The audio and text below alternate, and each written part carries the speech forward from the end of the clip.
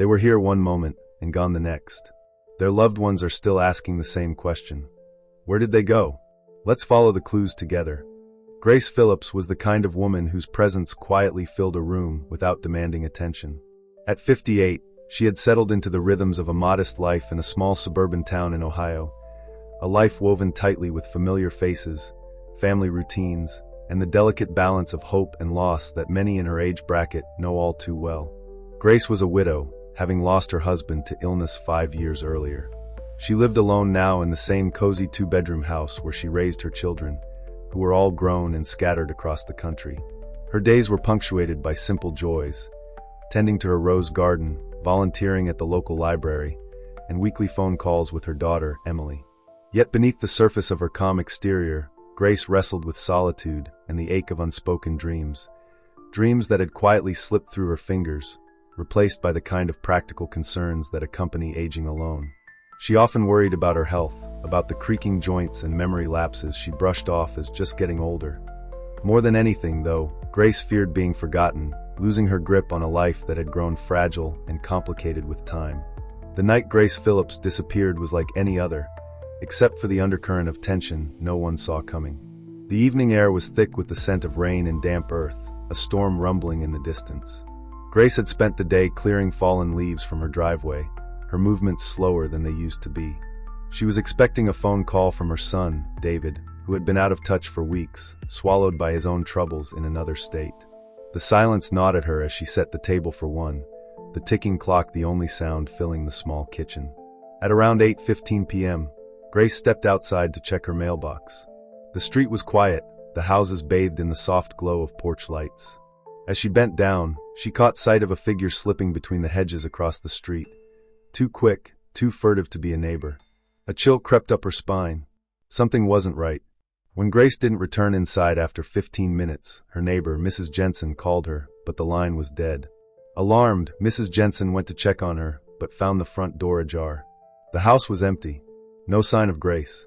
The police arrived swiftly, starting a search that rippled through the town. But as days turned into weeks, no trace of Grace Phillips surfaced. The mystery deepened, revealing fissures in the peaceful facade of a community bound by secrets and hidden resentments. Grace's life, it turned out, was more complicated than anyone had guessed.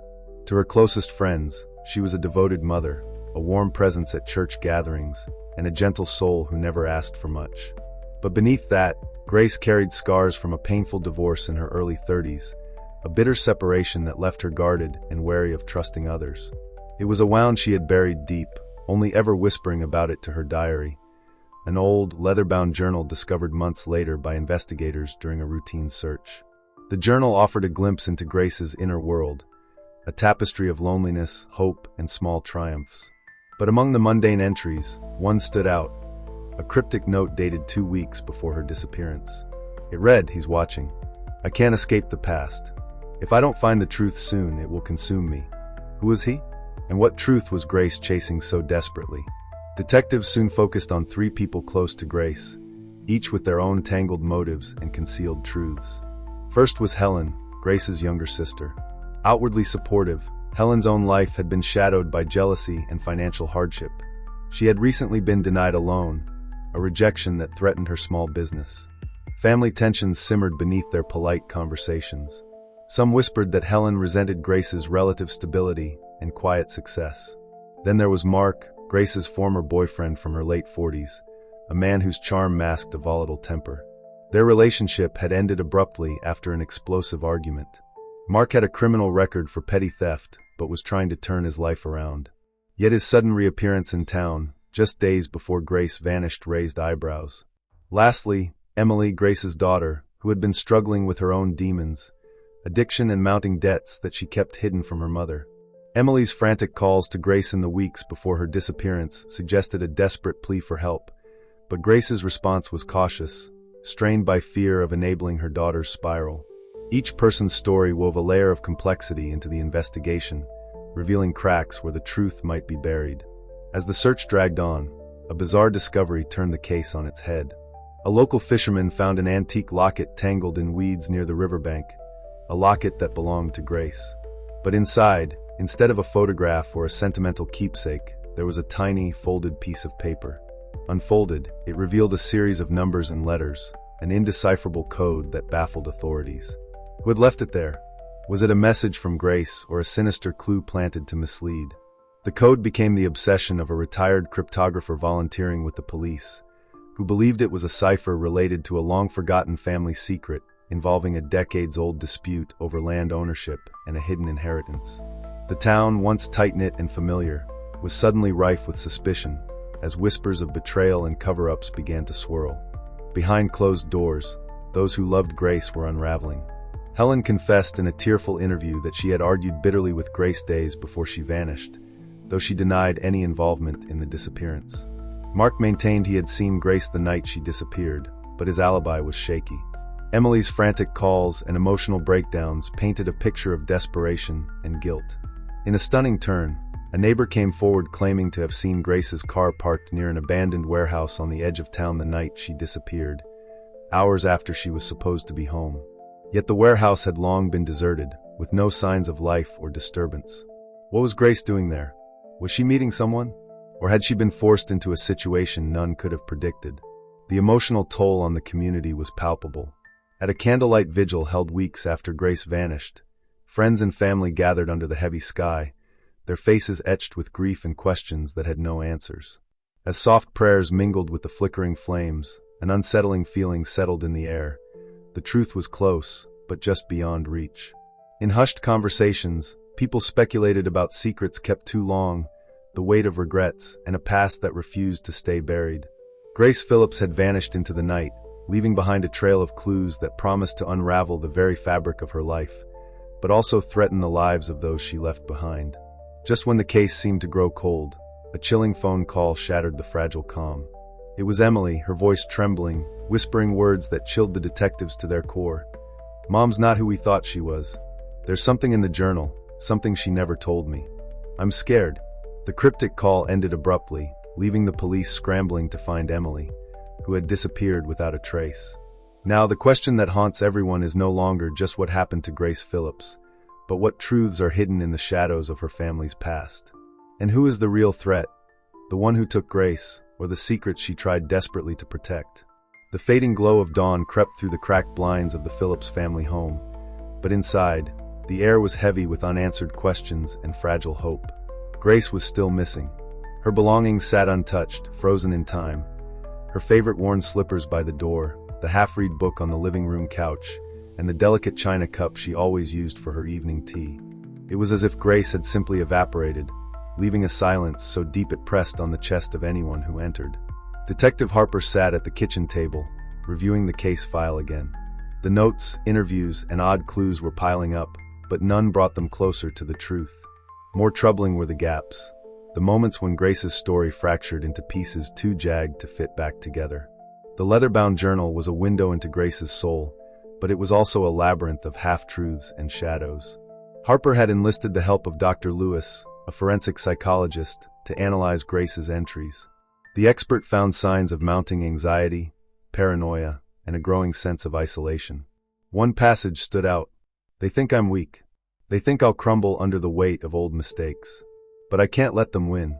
The truth is buried deep, and I'm the only one who can dig it out." Harper wondered who they were. It wasn't just about Helen, Mark, or Emily. The journal hinted at something far older and more personal, an invisible enemy lurking beyond the obvious suspects. Helen Phillips' relationship with Grace had always been complicated. They grew up side by side, inseparable in childhood, but adulthood had carved a canyon between them.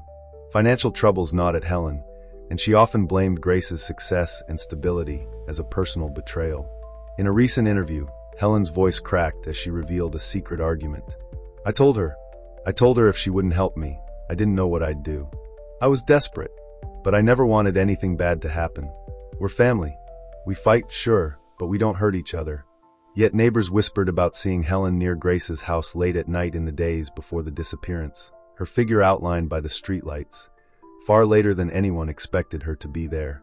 Was Helen a worried sister, or someone hiding something deeper? Mark Caldwell's sudden reappearance in town was more than coincidence. His turbulent past made him a natural suspect, but his motivations were unclear. Detective Harper pulled up surveillance footage from a gas station just outside town. The timestamp was hours before Grace vanished. The grainy video showed Mark buying something, possibly a prepaid phone card, judging by the cashier's glance. He glanced nervously over his shoulder. What was Mark planning? Was he in contact with Grace? Or was he trying to hide his tracks? When questioned, Mark insisted he was trying to make amends. I loved Grace once. I never wanted to hurt her. But things got messy. I don't know what happened that night. His alibi was thin, and his eyes held shadows Harper couldn't ignore. Emily Phillips was a woman fighting demons far beyond the family's awareness. Her struggles with addiction, mounting debts, and broken relationships created a fragile, desperate figure. But beneath the turmoil was a daughter who still loved her mother deeply. In a voicemail left on Grace's phone just days before the disappearance, Emily's voice trembled with fear. "Mom, please. I don't know who to turn to. I'm scared. I'm so sorry. I just need you." The plea was heart-wrenching. Yet after Grace vanished, Emily disappeared too. Her last known whereabouts were murky. She had checked into a rehab facility, but left without notice. Her phone was switched off. No one knew where she had gone. Detective Harper feared Emily held a key to the mystery, but was trapped in a shadow she couldn't escape. The locket found by the riverbank was unlike anything the police had seen. It was old, intricately designed, and contained a secret code.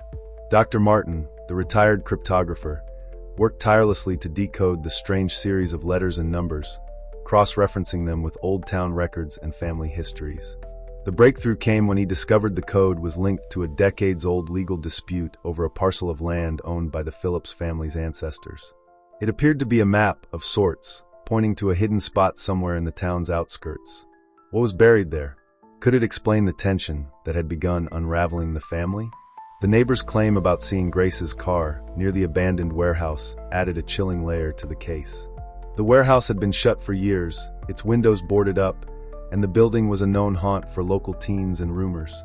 Police searched the property meticulously, but found no signs of Grace or any recent disturbance. However, footprints and tire tracks suggested recent activity. Inside, they discovered a crumpled piece of paper, a fragment of a letter, soaked and faded with the words, "Forgive me. I didn't mean for this to happen." Who had left it there? Was it a confession or a cruel trick? As the investigation expanded, Detective Harper found herself pulled in different directions, each lead promising answers but delivering more questions. She received an anonymous tip, a man claiming to have overheard a heated argument between Grace and an unknown visitor 2 nights before she disappeared. The visitor's voice was low, threatening, desperate. The tipster described the man as not from around here, adding a layer of mystery beyond the family and friends. Was Grace caught in something bigger than anyone suspected? Or was this another dead end? Back at the Phillips house, the family's fracture grew more painful. Helen blamed herself for speaking out. Mark wrestled with guilt and denial. Emily was nowhere to be found. Meanwhile, Grace's closest friends clung to memories, each haunted by the woman who had vanished without a trace. At the local church, the pastor held private counseling sessions, trying to help the community cope with the fear and uncertainty. Many confessed feeling unsafe in a town that had once felt like home. Grace's story had become a mirror, reflecting the fears of aging alone, of secrets festering beneath the surface, and of trust betrayed. One rainy afternoon, weeks after the disappearance, Detective Harper received a call that jolted the case wide open. A local hiker had stumbled upon a shallow grave in a remote wooded area near the riverbank. The remains were fragmented, but some items found nearby matched Grace's belongings. A scarf embroidered with her initials and a broken watch stopped at 9:43 p.m., the night she vanished. The news spread like wildfire. Hope for Grace's return dimmed, replaced by chilling certainty that something terrible had happened. Yet the exact cause of death was unclear. The body had been disturbed and crucial evidence was missing.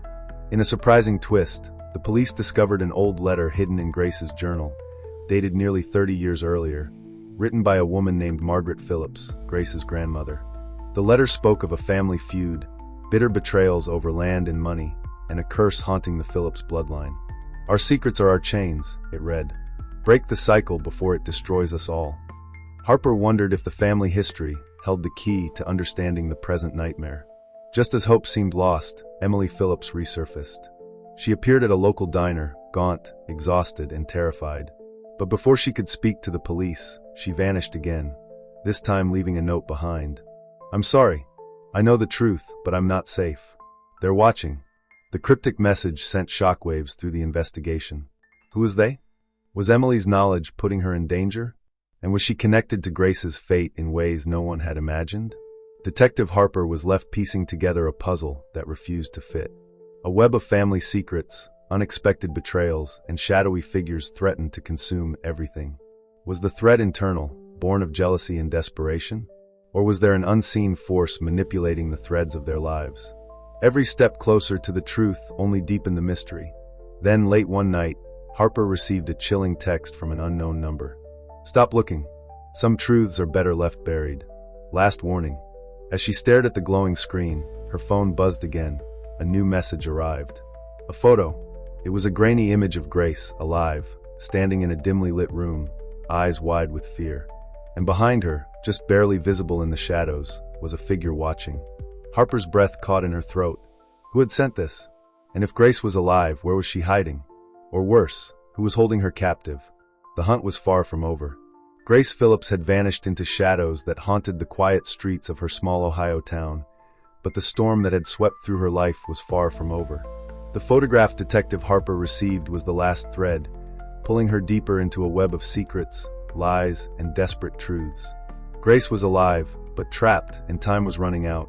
The image was grainy, almost like a whisper in the dark. It showed Grace standing in a cramped, dimly lit room, her eyes wide with fear, the subtle tremor in her hands betraying a woman clinging to hope.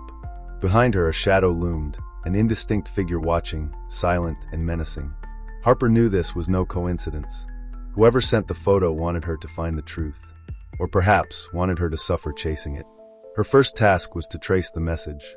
Working with cybercrime specialists, Harper uncovered that the image came from a burner phone connected to a prepaid SIM card activated just days before Grace disappeared.